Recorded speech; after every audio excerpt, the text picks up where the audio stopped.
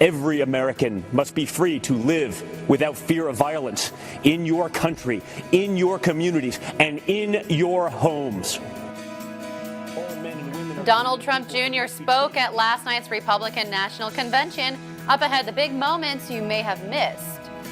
And today, rallies to save the post office are happening across the country, including here in Spokane. You know, when Hoop Fest got changed because of everything, they got changed to my wedding date. Today is the day that Josh and Crystal will say their ideas. Well, one couple hit a slam dunk when virtual Hoop Fest was rescheduled for their wedding day. And outside, we are tracking a hazy start to the morning, but otherwise partly cloudy and pretty pleasant outside. We'll have a look at your detailed forecast coming up. Up with KREM begins now. Wish we had listened earlier, Cap, to what you were kneeling about and what you were trying to bring attention to. A change of heart in the NFL, as League Commissioner Roger Goodell says he wishes he had heard Colin Kaepernick out when he took a knee during the national anthem starting back in 2016. Now, earlier this year, Goodell admitted that the league was wrong, and in a new interview, he's now defending players that choose to do the same. Today, we will hear more from Goodell's interview coming up right here on Up with KREM. And of course, Jen, the situation very different now than it was 4 years ago. We've seen things continue to escalate as part of this discussion. But yeah, you mentioned it was sort of a misunderstanding of what the knee meant 4 years ago at first, right? I think more people now are listening to the message and the motivation behind what he was doing. And I think initially people were not paying attention, you know, and not really listening to what he had to say. And I think times have definitely changed now. There's more conversation. People are listening to one another, people with different opinions and different viewpoints. And I'm sure that's a conversation that will also continue as we move forward through 2020. Yeah, if we have such a big change in the perspective over 4 years, who knows where it could go from here, Jen. Good point. We're going to check outside as well this morning on our Tuesday morning. Let's check and get a look outside. The sun has risen now about an hour ago, Evan. I think you said 6 o'clock is now when it's starting, right? Yeah, that's exactly right. I mean, we are seeing later and later sunrises, earlier and earlier sunsets, so that means our day length slowly shortening as we move toward not only the fall, but then further into the winter to come. Outside right now, still very summer-like, though. We're starting off our morning with temperatures mainly in the 60s, couple 50s on there to note, especially off towards Sandpoint, where we are at 50 degrees right now. Chilly to kick off the morning. Sun is coming out here from the KREM 2 Outdoor Weather Center, where it's rising. Have some high clouds out there blocking the view just a bit, and a little bit of haze, too. Those are both going to be factors that play into how your forecast looks for this afternoon. You can see how clouds are a little bit more significant across eastern Washington and North Idaho. Looking at showers, we've been mainly dry over the last several hours, probably are going to remain dry, especially here in Spokane. Temperatures are going to make their way to the mid and upper 80 degree range. About 86 degrees is what we're going for as that afternoon high, so it's going to be a very nice day outside. A little bit of a breeze with southwesterly winds in about the high single digits and gusts in the low double digits. So it's a nice day out there. Going to continue with this weather pattern for about the foreseeable future, until we head into your later portion of the weekend. Sunday and Monday, a cold front comes through and knocks those temperatures down. We'll have more details on what that looks like coming up in just a few minutes. Back over to you guys. All right, Evan, thank you so much. Well, night 2 of the Republican National Convention is expected to be unconventional. Tonight, First Lady Melania Trump will speak from the newly renovated White House Rose Garden.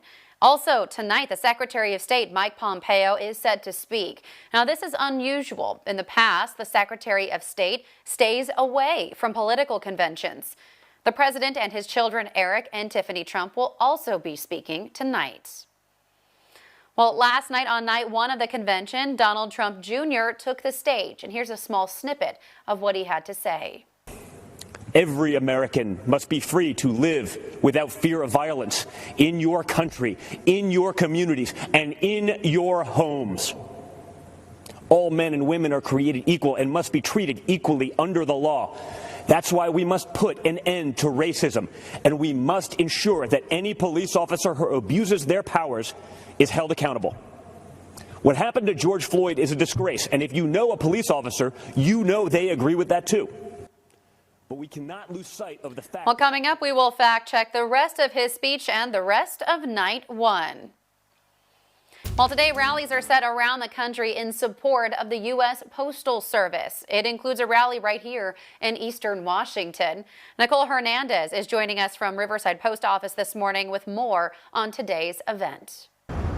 Yeah, so the American Postal Workers Union local chapter is planning to meet here today to protest some recent cuts and changes made to the United States Postal Service. The union says that there's going to be 3 different rallies across Eastern Washington, the one of course here in downtown Spokane, one in Richland, and one in Omak. These workers are demanding that elected officials give at least $25 billion in immediate support for the Postal Service. They also want to stop the mail slowdown policies introduced by the Postmaster General, Louis DeJoy.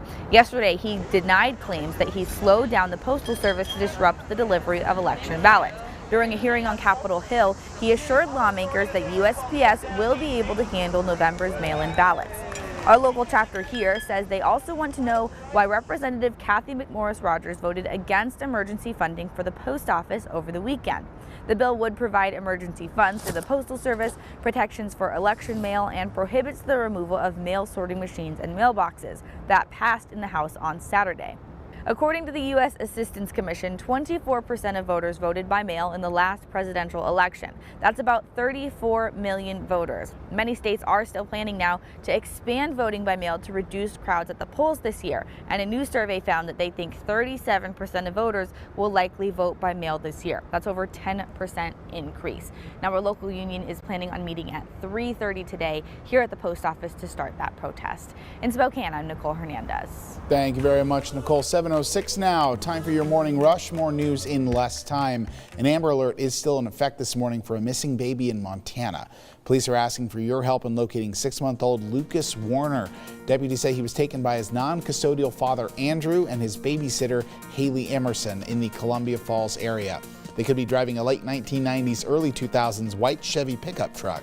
Investigators believe that they could be driving towards South or North Dakota or Wyoming. Anyone with information is asked to call the Flathead County Sheriff's Office at 406-758-5610. Family members affected by the fatal plane crash in Coeur d'Alene are speaking out about their loved ones who died in the crash. Brian Olson lost his 15-year-old daughter Sophie and 11-year-old son Quinn when the 2 float planes collided over Lake Coeur d'Alene in July. I would like to see them again in one place, be able to go to a sacred place and be with them. I look forward to that. Now, their remains are still in Idaho, and he says that the investigation into why it happened will take much longer than normal due to the pandemic. Olson says he's considering a push for more safety precautions on planes, including a requirement that they have radars. Spokane City Council voted to disapprove the use of city funds or city personnel for killology training. The training for law enforcement officers includes lessons about how to deal with killings. Last night, the council voted 6-1 to pass a resolution of disapproval. Michael Cathcart was the only member of the council to vote against the resolution. Thousands of people also signed a petition to cancel the controversial training program for the Spokane County Sheriff's Office. A Meade High School student is under investigation this morning after creating a video called How to Be a Redneck. KREM has chosen not to show the video, which includes racial slurs as the student holds an assault rifle and talks about shooting black people. Now, we spoke to Anthony, a parent of a Meade High School junior, who says he's experienced racism his entire life because he is black in a predominantly white area. Anthony was not surprised to see the racist video, but he says he's concerned about how school officials are handling it. If they act like that wasn't a racist rant, then I have a problem with that. I see that we're not on equal footing as a person in this community. The Spokane County Sheriff's Office is investigating this morning, and Corporal Mark Gregory says the teen's family is cooperating. Investigators did not find any weapons in his room, and Gregory says the teen told investigators the video was a joke. Meade High School has not announced whether they will discipline the student. Now, in a statement in response to the video, local NAACP President Curtis Robinson says, quote, "This has allowed these systemic issues to continue to perpetuate or even gain more footing. And although we are huge proponents for restorative accountability, accountability in this must happen and must be very visible." That's your Morning Rush. More news in less time. Let us know what's happening in your neighborhood by using the hashtag #UpWithKREM on social media. All right, coming up today on Up with KREM, one man hit a slam dunk at Hoop Fest and at the altar. I mean, seriously, how many people are partaking in online Hoop Fest on the day of their wedding? Only Josh. Well, coming up, we hear from both the bride and the groom. We're also checking in on the latest COVID-19 trends across the country and the county. How is Spokane faring this morning compared to the state of Washington? And all morning long, we are checking up on your air quality right now in the moderate range at 74. We'll be letting you know what this means for the next couple days for us here in Spokane, tracking that haze across the area. Stay with us.